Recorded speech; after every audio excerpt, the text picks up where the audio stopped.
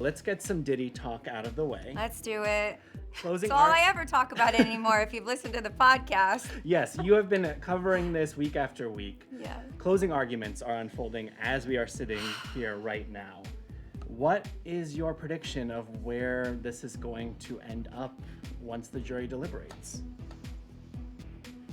Oh, I need to watch closing arguments. It's super important how they tie everything together.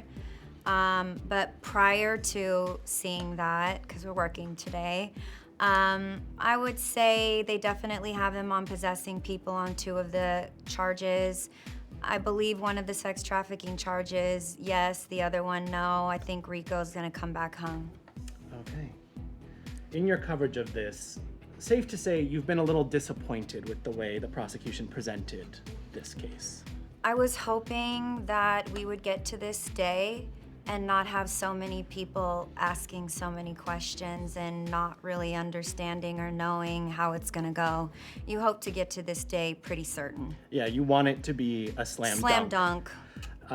The defense essentially chose not to give any argument. Diddy didn't testify. The prosecution has since, in their jury instructions, said, maybe don't pay attention to these charges, focus on these ones. It was simplifying how they're to look at the specific charges. So if you put a lot of options for attempts of this or that, it starts to confuse people. You want to try to make jury instructions as simple as possible so that you aren't getting confused people that then can't make a call.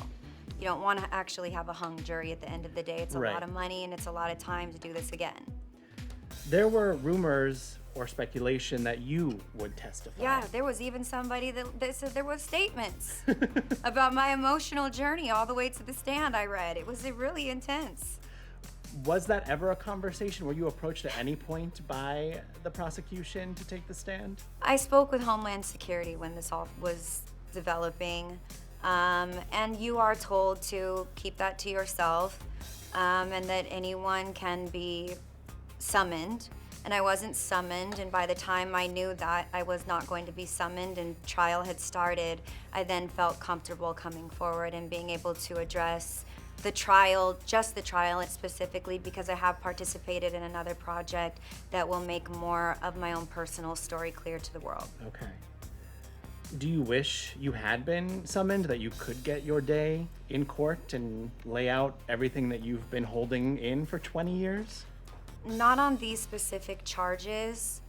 I sure do wish I would have seen a whole lot more of the enterprise on the stand, though, because I definitely saw an enterprise, and it really bothers me when people say, oh, it's just this one guy, and he may not even be tied. This one and this one that was named may not have even... When I was there, I saw a whole lot of people.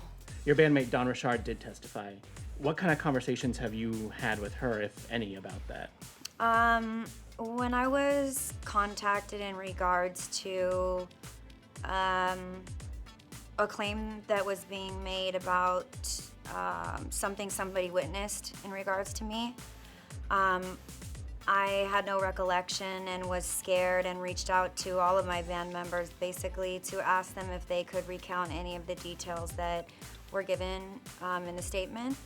And so I reached out to Dawn at that point. She was the only one that didn't call back. And I made it clear to everyone, like, regardless of how we stand in this moment, on any business level, on any level emotionally, or, I like you today, I don't like you tomorrow, whatever. I'm usually the one that has always talked to everybody. I'm the only one. Yeah. I said, like, now's the time to put all that to the side, and, like, we need to remember where we started, and we started this together, and I need us to talk. And if you're not a bad person, and if you are the person I think that I knew during the time where we grew up together, I need you to call me back. And she didn't, but I did speak with everyone else. That's disappointing to hear, especially if she's taking the step to go up there and have that conversation for the world to hear, so you would think she would... Yeah, to drop an entire lawsuit on many points that all of us went through. Long hours, not getting paid for any of our work, starving, losing weight, deteriorating, witnessing criminal, etc. So what has the conversation then been with the bandmates you are in contact with about this? So everybody's different. I'm obviously closest with Shannon. You know, Shannon wants no part, so I'm not gonna bring her into the interview because she doesn't want any part, and I'm not gonna give her a part if she doesn't want it. But she's aware and she's understanding it. Some of my bandmates were very confused.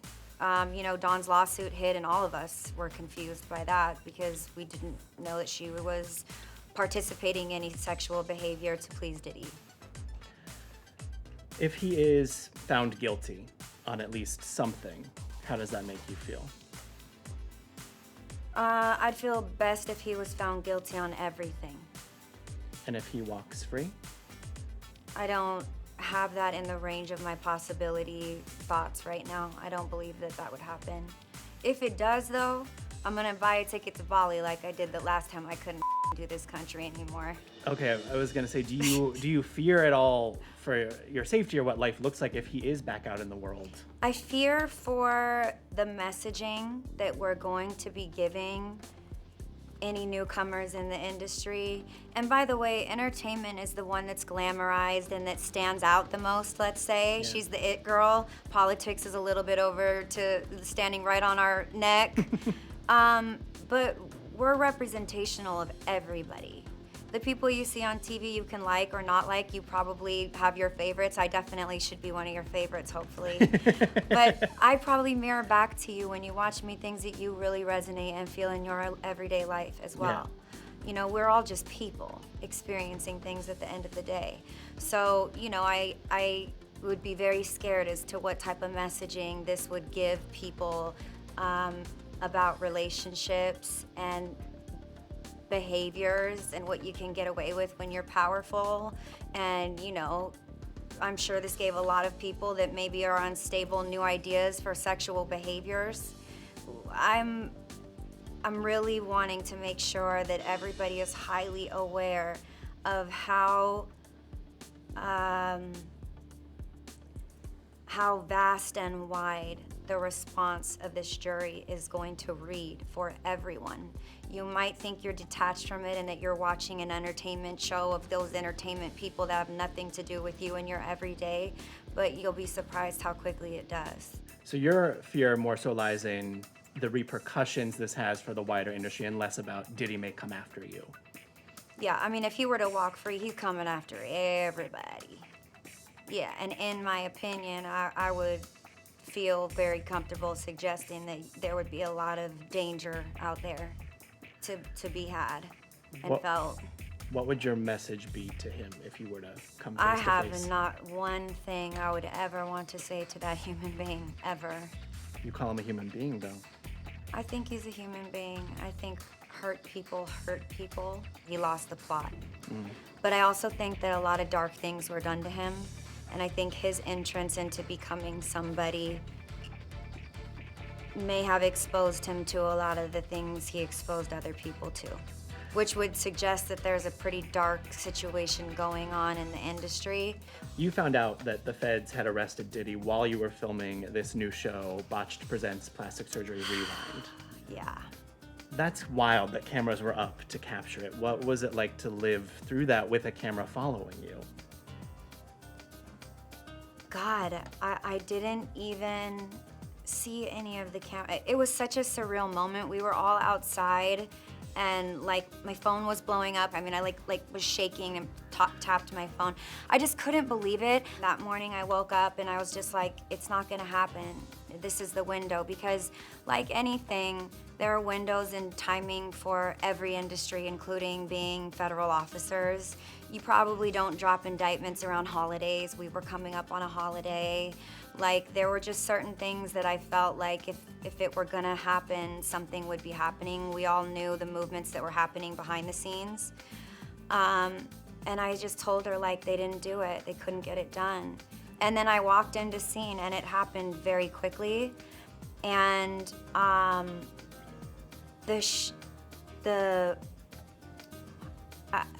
say it's like an earthquake, And then the aftershocks Yeah. were insane. I started to see the shock waves amongst everybody. I don't have any feelings of vindictiveness. I don't want to see him go away if he didn't do it. I want the prosecution to prove their case. And it's a mighty case, and those are mighty charges, and they're 95% conviction rate. And for all of the 80 plus civil suits that are on standby, I don't know any time in my lifetime, and tell me in yours, you're probably younger than me though. You look younger, bitch. I don't know in my lifetime that I've seen any other. This is one of the biggest celebrities in our Yeah. game.